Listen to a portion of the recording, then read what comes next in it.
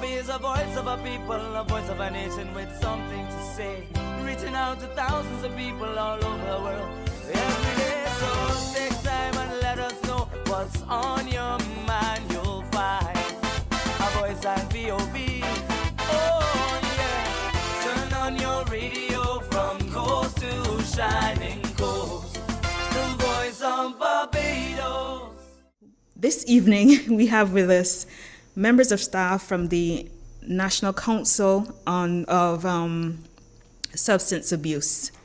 We have with us the manager, Mrs. Betty Hunte. We also have the Substance Abuse Prevention Officer, Ms. Makeada Bourne, and we have the Counsellor, Mr. Mosiah Hoyte. Good evening, ladies and gentlemen. Good evening. Good evening to one and all.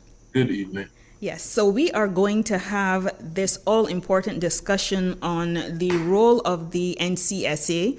We're going to talk about what they do, the services that they offer. We're going to talk about the problem that we have here in Barbados with illegal drugs and legal drugs as well.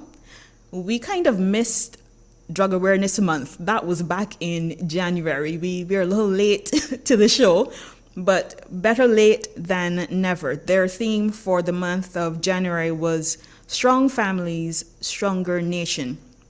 So we'll start the ball rolling with you, Mrs. Hunte. Tell us a little bit about the role of the NCSA. What purpose does the NCSA serve? For those people who are out there listening who have never heard of the NCSA, what do you do? So good evening, Dr. Renee. Good evening, radio listeners. Permit me to offer our condolences from the National Council on Substance Abuse before I get started to your fraternity and to the family of your colleague. Death is never easy, but it's something that, we try to manage. So please accept our deepest condolences to you, your colleagues, and the family of your dearly departed, and may she rest in peace. So thank you again for inviting the NCSA to be guests on the show. You asked what we do. Our mandate is drug prevention and demand reduction.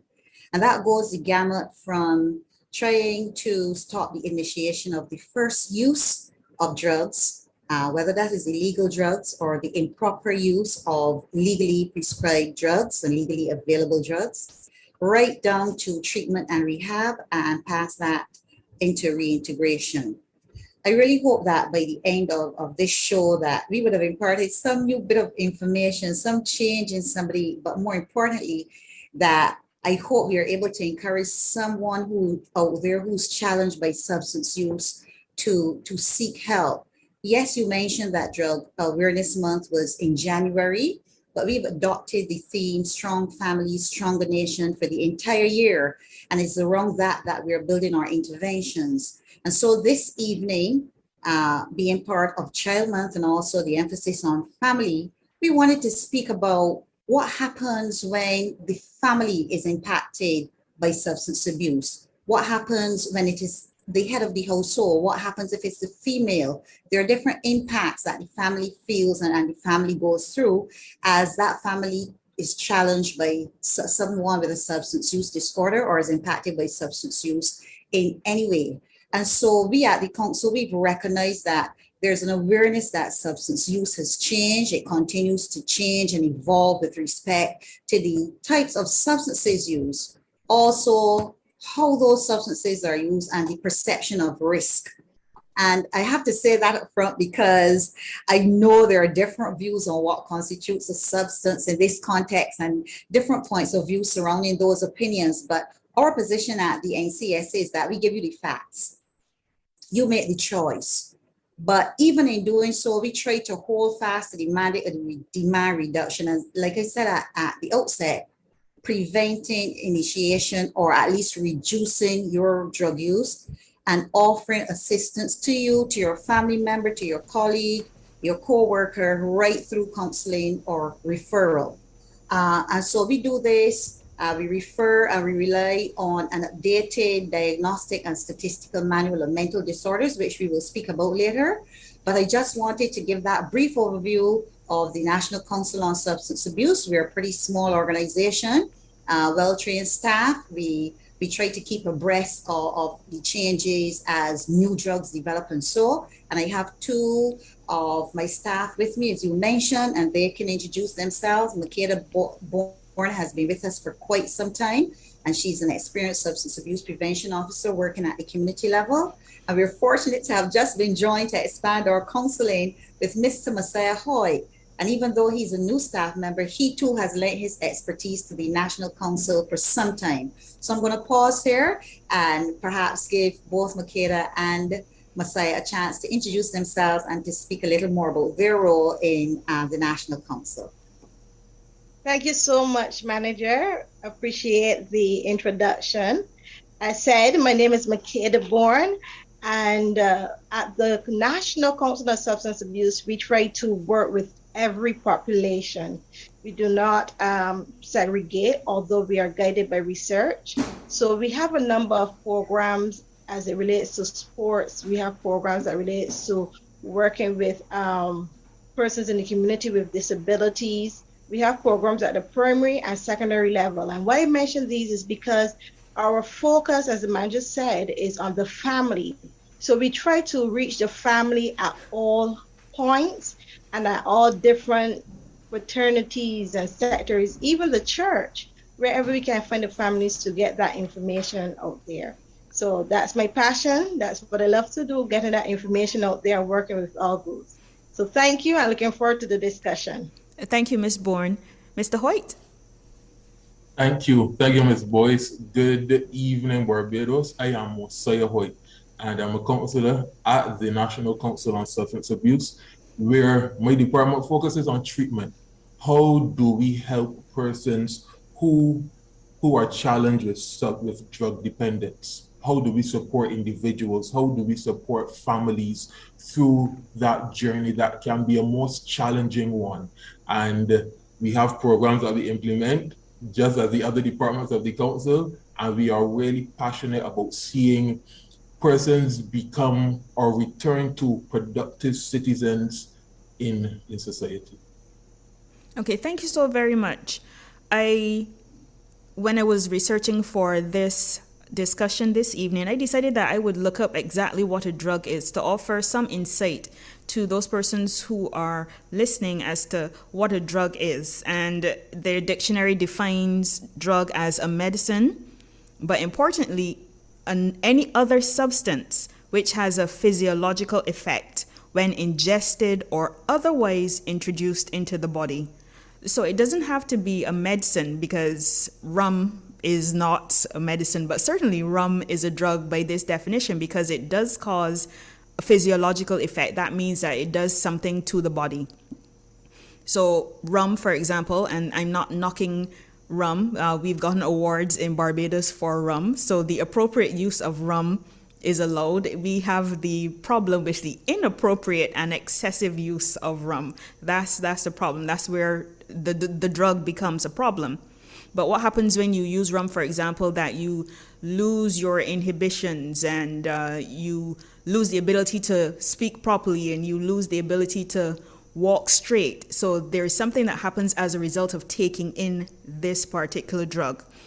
The definition also says that it's ingested, which means it goes in by mouth, or introduced into the body by another route. So drugs can get into the body via snorting, as in cocaine, for example, and we'll go on to talk about the different drugs, or they can be injected. Here in Barbados, the fear of needles has served us well in some regards because the average Barbadian does not like to be stuck. So there are some persons who might do intravenous injection of drugs, but that's not our primary source of getting drugs into the system.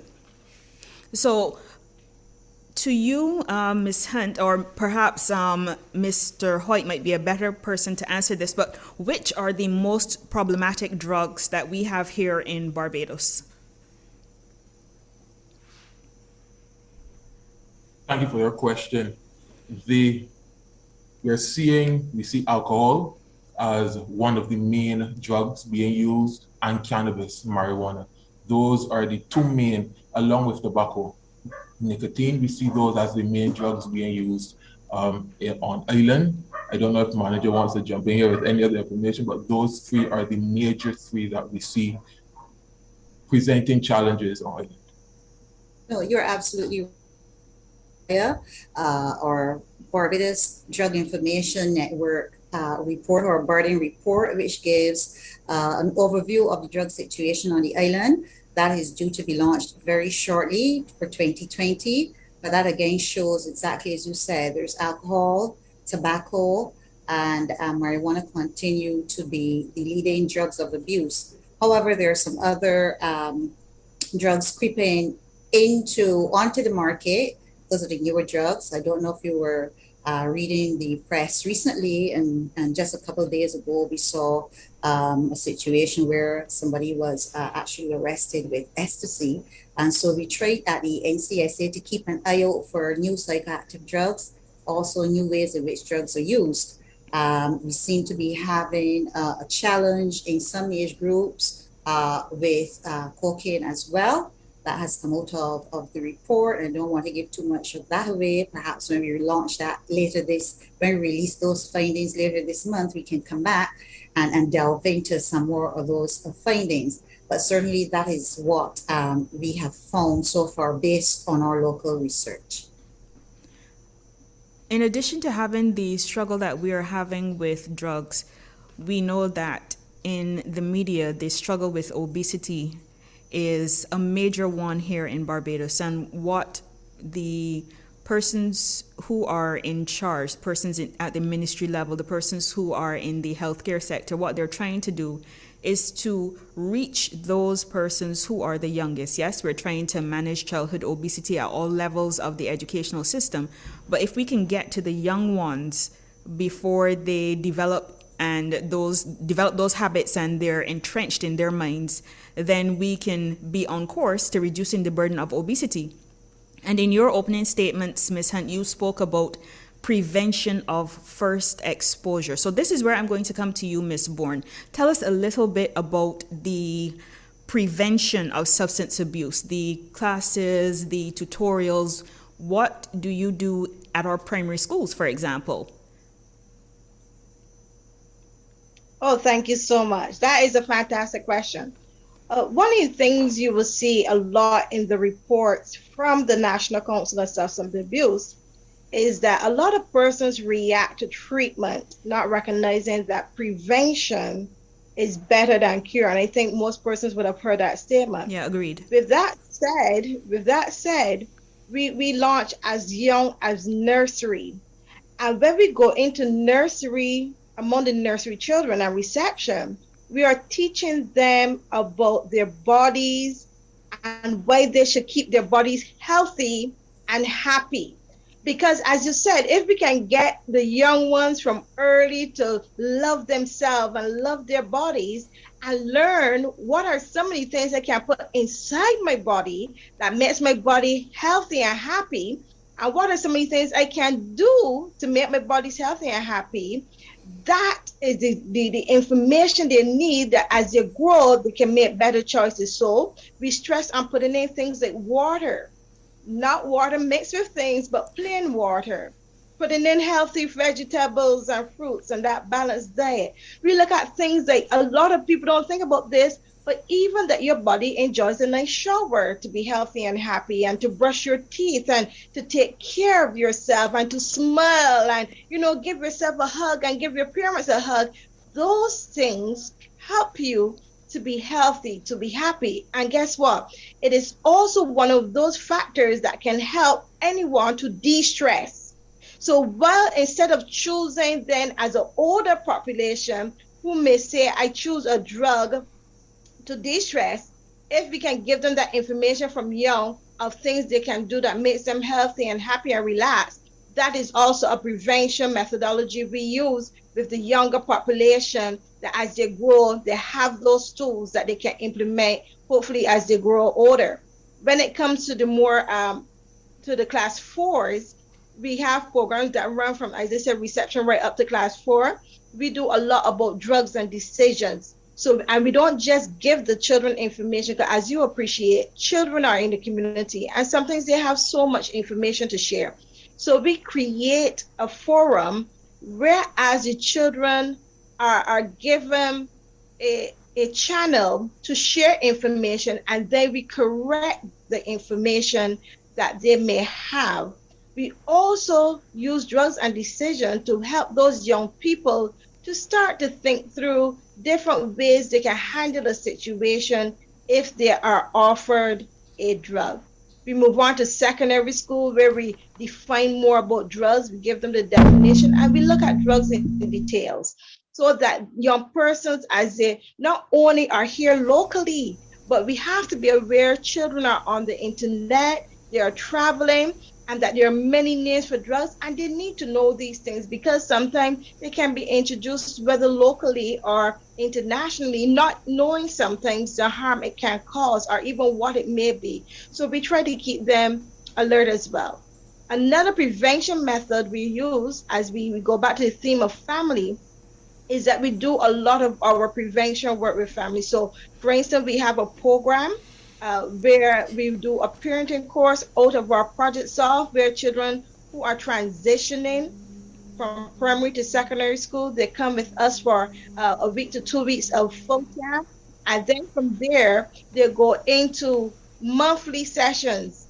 And while these children are going through sessions, their parents as well are going through sessions, so that at the end of the day, the entire family circle, not just the parents, but any adult in the household is invited, and you're given information as well as skills of how to work with the adolescent as that child transition from primary to secondary. So we are, in conclusion, all our programs is not only theoretically based, but we also stress on giving the population skills that is needed so that they can make positive decisions, hopefully, and if they are faced with a situation of drug use.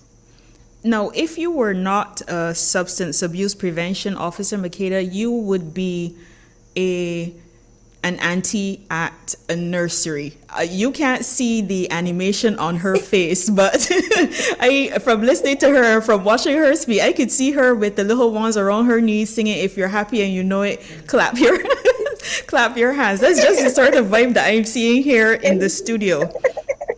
Now, as she was talking, I was thinking about what are some of the possible things that would lead a young person to become involved in drugs. Back in 2017, there was a report put out by the NCSA, and one of the things that happens to students who would have been admitted to Edna Nichols, for example, those at that time, that would have been a place where children who were expelled from school or who were given a little bit of trouble, where they would have been placed. And they had found that 1/5, 20% of the students that had been admitted there had tested positive for marijuana. And importantly, 90% of those persons were male. So, Mr. Hoyte, in your experience, tell me, what are some of the factors that you have found in counseling that cause the young men to become involved in drugs? And we're talking about the family. So what is it within the family structure that causes these young men to deviate towards drugs? But sorry, before that, let me correct myself, right? It is not only young men, it is young men and women.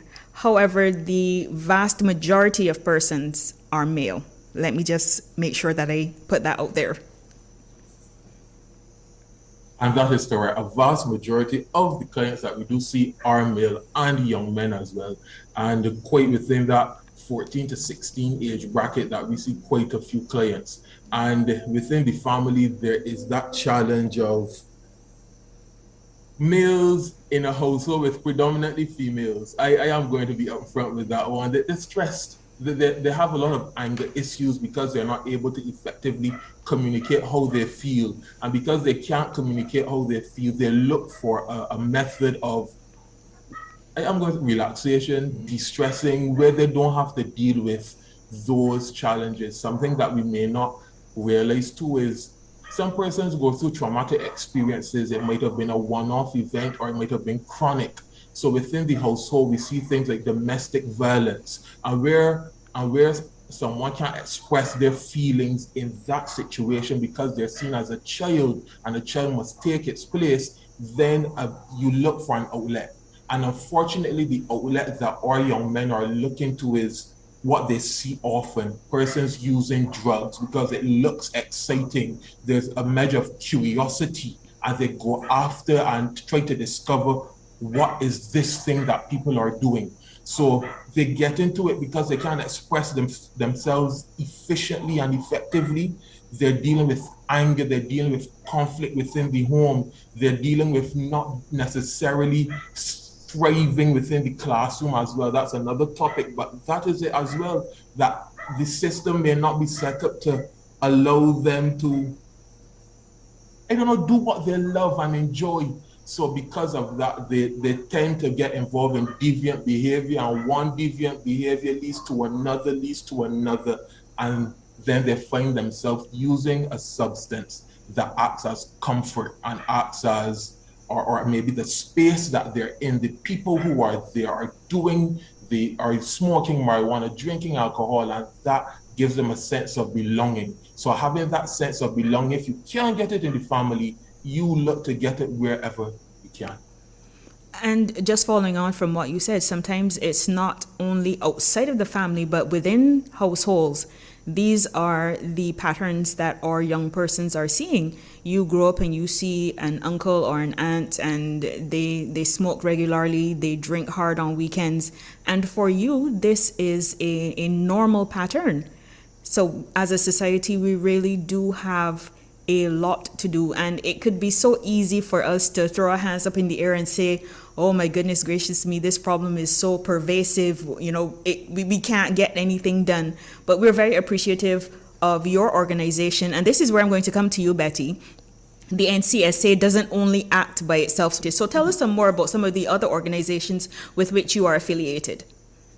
Okay, so we try to maintain our associations with like organizations in the first place. So that is organizations like ourselves whose mandate is demand reduction. But of course, as I said earlier, that goes the spectrum right down to prevention and rehab. And so there's some non-governmental organizations with whom we work. There's CASA, we work with the Substance Abuse Foundation, non-governmental organizations as required and as necessary. We also have a presence and partnership with several governmental organizations because we find that it is the sharing of resources and sharing of and partnering that we tend to be most effective. So for instance, if somebody comes to us and they present perhaps thinking that is a problem merely of drug use or abuse, as the case may be, but we find, as Mosiah just alluded to, underlying that may be need for a home, a need to have the children properly outfitted for school, and so the stresses are building. We tend to work with those organizations and refer people as necessary and as needed. We are, of course, a department under the Ministry of Home Affairs, and so we work alongside the probation department. We hope to come and do a show on how drug abuse is managed during disasters now that we're in that. So we work alongside the Department of Emergency Management, and certainly anybody, as Makeada mentioned earlier, our faith-based organizations. We work with anybody who wants us, who would reach out to us. We've started reaching out to others as well. And all of that is underpinned by our regional alliances as well as our international alliance, most specifically with the Inter-American Drug Abuse Control Commission of the Organization of American States, as well as with a recently formed European Union kind of organization that lends support to this part of the world. And that has been going very well. It is those two organizations really that I credit with exposing our staff to cutting edge developments in drug use and in issues affecting not only the region, but in the world, and so we are able to prepare ourselves. But yes, certainly We look forward to partnering however we can and however we are able to partner with other organizations in whatever ways, because we do not only do our prevention. If we are asked to assist with formulating drug policies for organizations, we have done that. And quite recently, we've realized, of course, that some of the clients that reach out to us are really, really vulnerable. And while they understand the need to get the drug education, and so there's some basic needs that are not being met. And so we've come together as a staff, and we formed a little sort of welfare outreach, and we provide some of those clients and some other people who have been referred to us with some hampers to help them over the hump. So we try to partner, and we realize that especially over the last 2 years, we've had to reach out differently and we've had to interface differently. And so that is what we're doing now and trying to build our outreach. One of the things that we've realized in medicine over the years is that what we see sitting in front of us or what we see lying in a hospital bed is just the end point.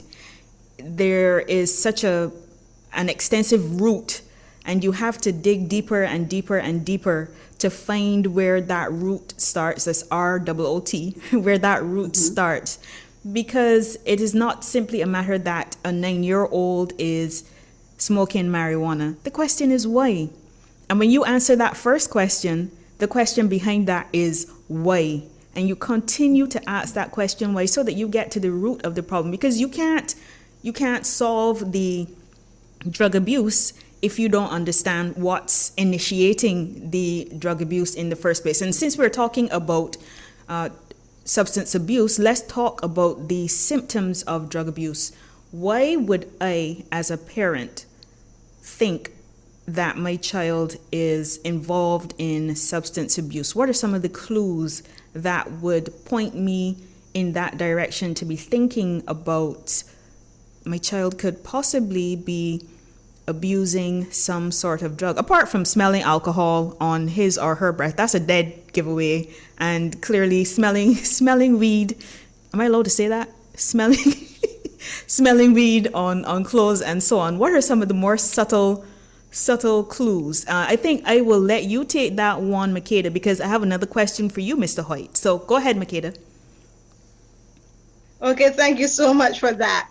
Okay, usually when we teach signs and symptoms, one of the first things I want to say to parents out there is, if you suspect that a child or a young person or an adult may be using any form of drug within the house, and as the drug was defined earlier, any substance that when you choose to put it in your body, it changes your normal behavior. It changes the way the mind and the body works. If that is happening, we want you to reach out to organizations like the National Council on Substance Abuse, where, we do assessments, we do drug testing, and where we can send out to refer for more drug testing. We do those things that we can get the evidence that a person is using drugs.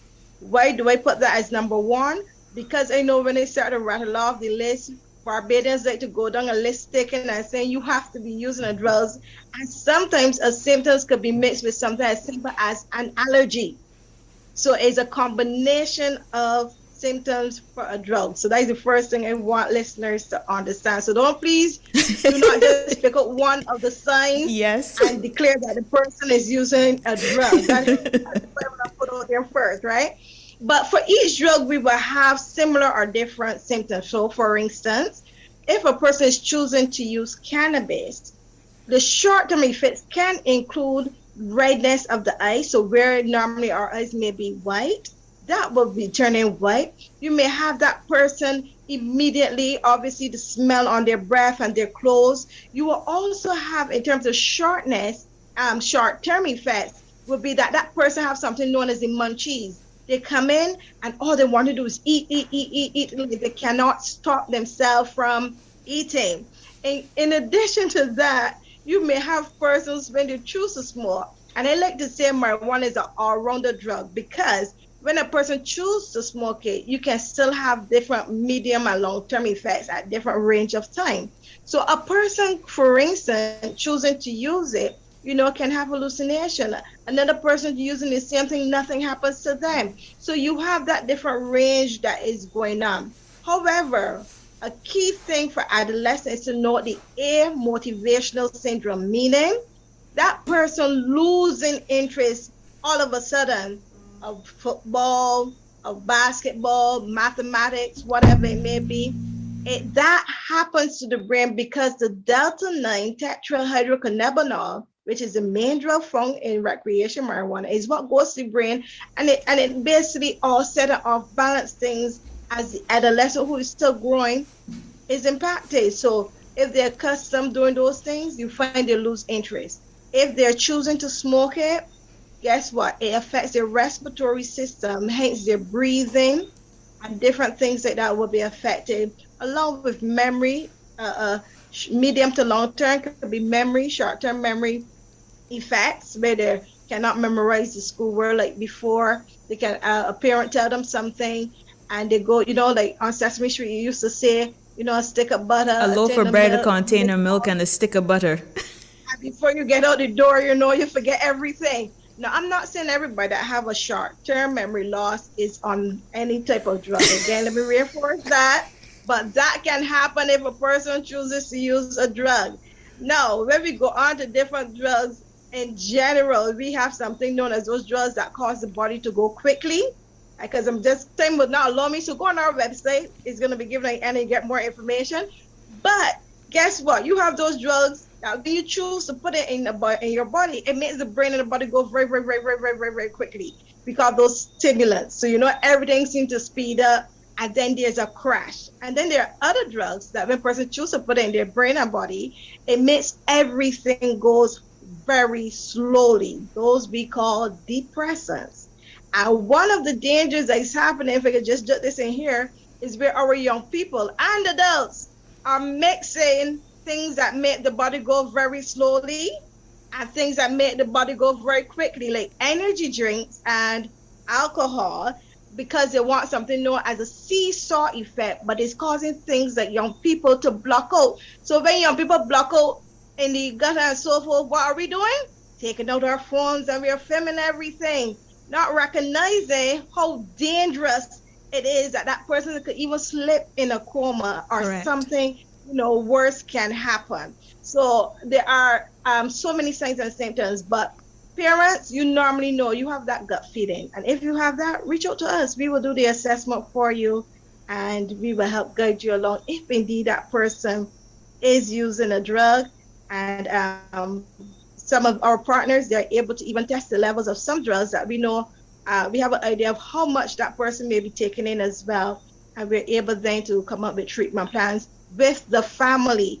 And we stress with the family because it's not an individual going on their own for counseling. It is the entire family system that is affected by drug use, like a pebble being thrown in the sea. It causes that ripple effect. Yeah. So I hope that is helpful or stimulating enough to go on to motivate others to go and read. Yes, I cannot help it, Makeada. I'm sorry. I can't help it. You sound so much like an auntie. I'm so sorry to be saying it again, but don't you agree, Grayson? I take it as a compliment. Thank you very much. I love working with young people and adolescents. So I take it as a compliment. Thank you. I'm still stuck on her information about memory loss because it doesn't say it's not going well for you.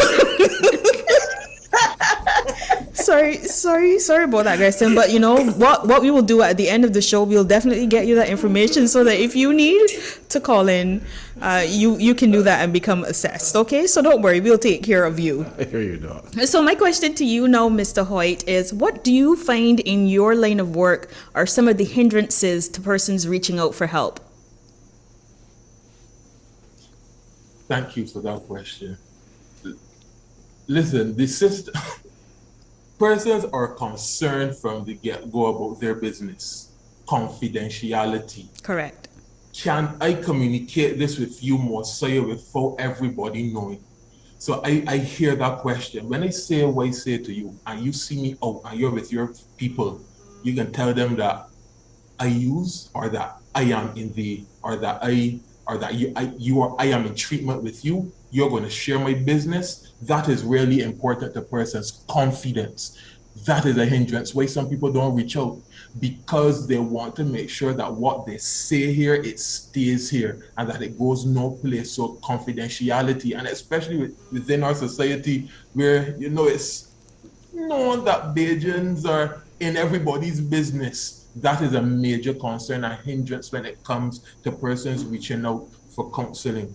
They want to make sure that what they say, what they share, it stays within the limits of that relationship. And I want to say that anybody who may be listening and may have that challenge, I am bound by confidentiality. What you say to me, it stays with me. I am not walking around talking your business. I want to help you.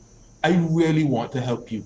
And there's another thing, people will talk. People will talk. And I posed this to a client once. I said, people may see you coming out of the office and may wonder, what he doing in there? But if they see you on the road, if I go back to the example that Makeada used, down in a ditch, they can still talk then. So what do you prefer? Them to talk about you changing, trying to change, or them to have the opportunity seeing you having a real devastating experience? So the hindrances are, some people don't know either. They may not think it's a problem. They may not think that their challenge with drugs is a problem. So because they don't see it as a problem, they don't reach out. It takes some years before they even get to that stage of contemplation. This is a problem and I need to do something about it, or before they even get to action. So because they may not know, because they're concerned about confidentiality in our small society and concerned about what people may say, those things hinder persons from reaching out for help when it comes to treatment. And the fact that people don't like to be attached. If someone needs to go through detoxing and they need to be assigned to the psychiatric hospital, nobody wants to go down there. The stigma that's attached to it's terrible. Yeah, the stigma, I mean. Stigma, thank you. The stigma that's attached to having a mental challenge, an illness, it really limits people from reaching out to seek help. I agree with you. I think stigma for most, if not all of the mental health disorders, the stigma attached. If you could see the horror on some patients' faces when I suggest a counselor, dare I say psychiatrist, well, I could as well go and jump off the pier when I suggest something like that. But thank you for that, Mosiah. Now, Betty, back to you, my dear. You mentioned some newer drugs that have been creeping on to the stage. I remember being in a seminar and I didn't hear much of what went on in the seminar after they mentioned that persons were putting marijuana into brownies and serving them at parties. And I thought to myself, if I had a weakness, it would be brownies. And there I go to a party and somebody has brought brownies and I am accidentally exposed to using drugs. I never intended to go and use marijuana, but because of where I was, what are some of the other drugs that we are seeing? And this modernization of illegal drugs, what does this mean for us as a small island state? Well, that is a good question. It's a complicated question. It's a hard question. Let me start where you ended. What are some of the drugs that we're seeing, especially the new ones? And that is the challenge. A lot of the new things we are seeing change as we speak. People who are using what are normally known as new psychoactive substances, they just change different compounds in legally available drugs to make these new psychoactive substances. And hence, small island states like ours, we are challenged to keep abreast of what is new. You just mentioned brownies. For us, that is not as new as some of the things we are seeing now. We've been hearing that. We've heard of lean. Everybody apparently knows of that now. But the challenge for us with identifying these new drugs is that they change almost as quickly as they're detected. So what we are doing at the National Council on Substance Abuse, and this ties back in again with our partnerships, we're setting up something called an early warning system.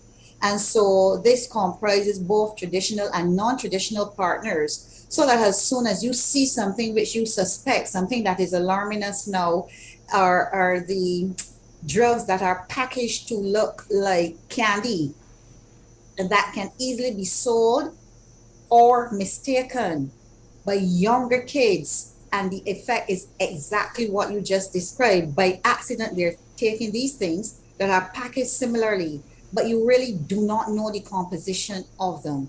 So that is a challenge for us. We know that we keep our ears open, because as soon as we hear it in North America, it comes down. So we try to keep ahead of the curve.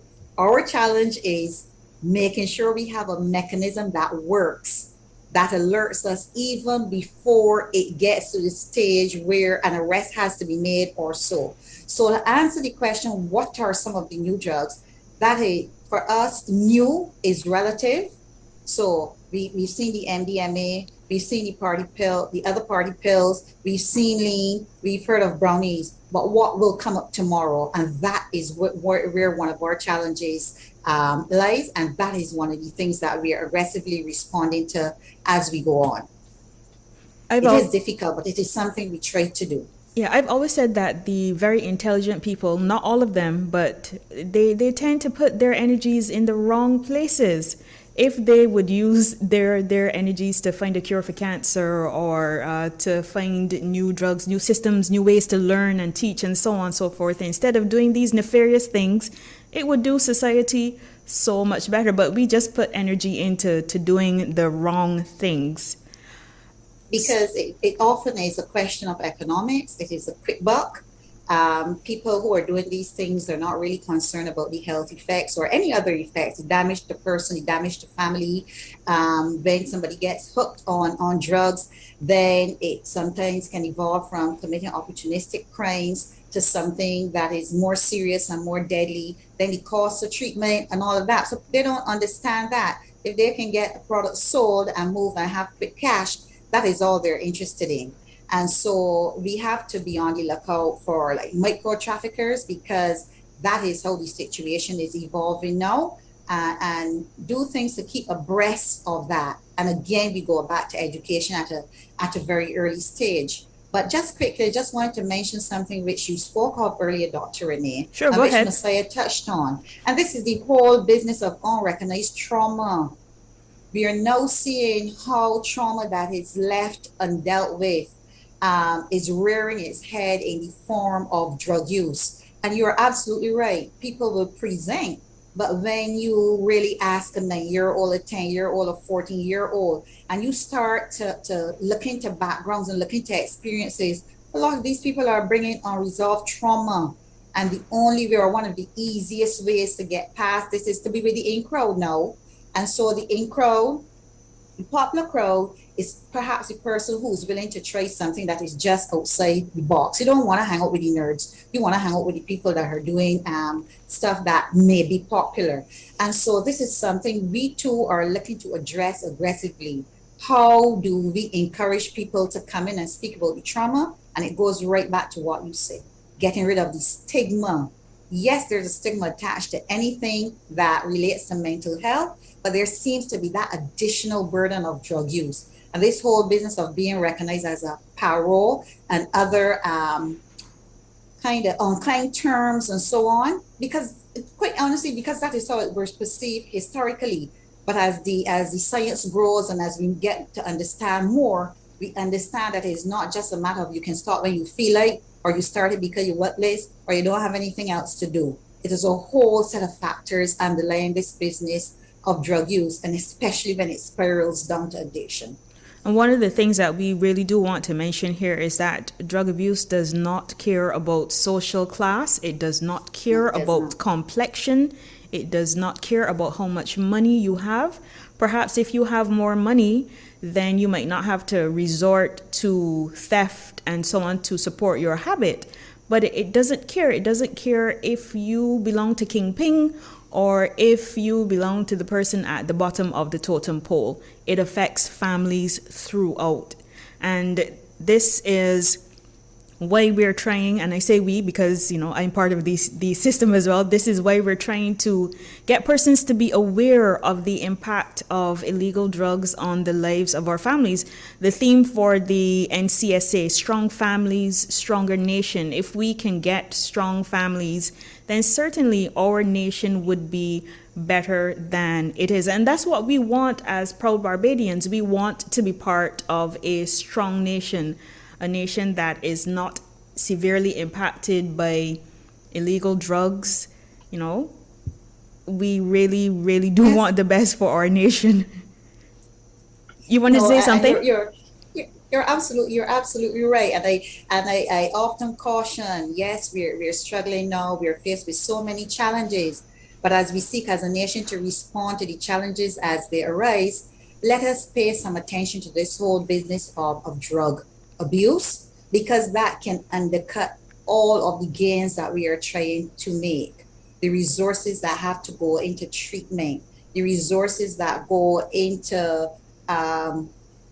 facilities for incarceration and so on, those are a lot more expensive than if we put some more resources to organizations which are set up to help educate and prevent and build life skills and so on. I'm sure Mosiah will tell you that, and Makeada, who does a lot of work with Edmund Nichols and some other challenging populations, that is the thing that we seem to want to pour resources after the fact. But if we can bring this whole business of drug use and looking and seeking help, normalize this business of going to seek help in the same way we will seek help for something that is physical, then perhaps we can start making a visible dent and visible impression on this business called drug abuse. Well, you must have been looking at my paper, because I actually made a note to myself here and I said, incarceration really is not the solution to the problem.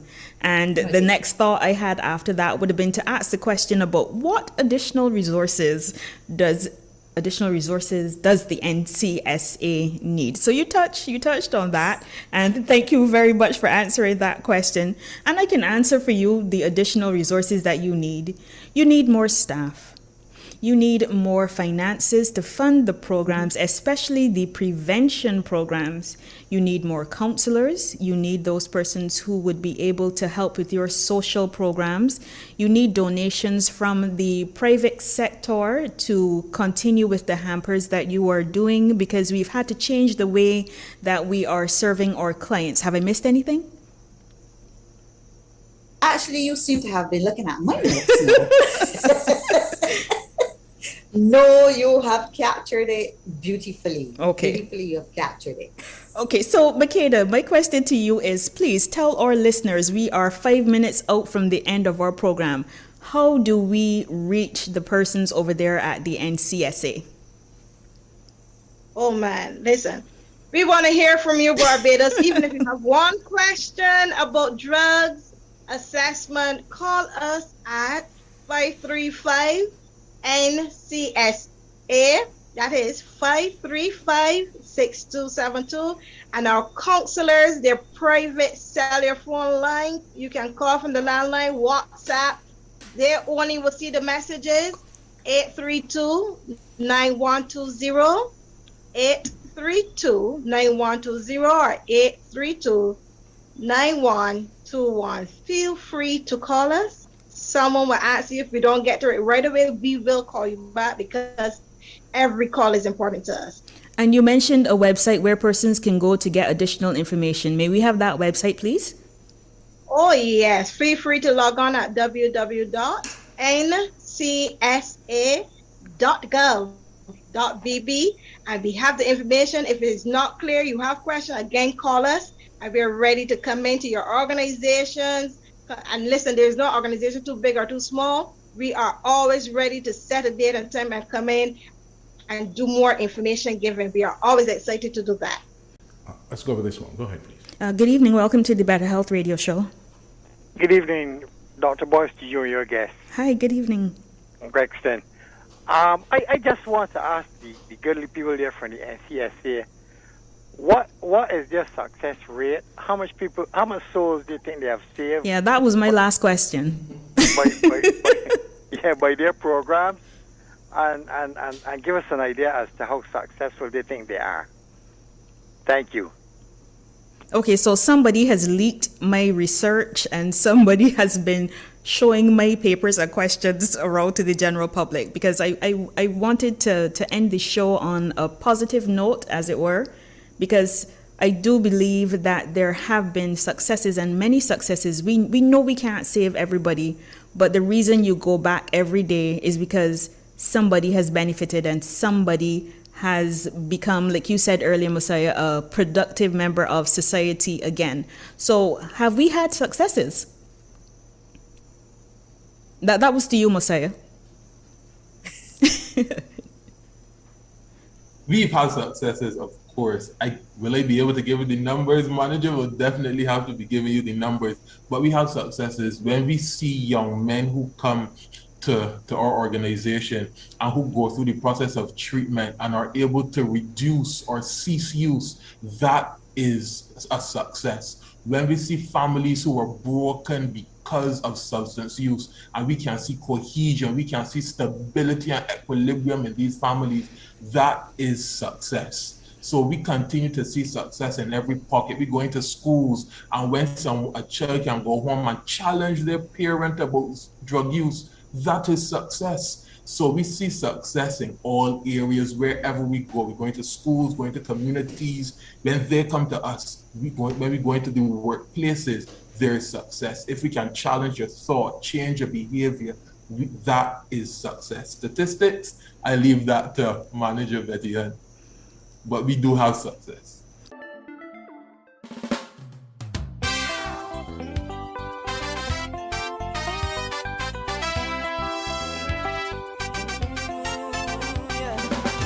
VOB is a voice of a people, a voice of a nation with something to say, reaching out to thousands of people all over the world every day. So take time and let us know what's on your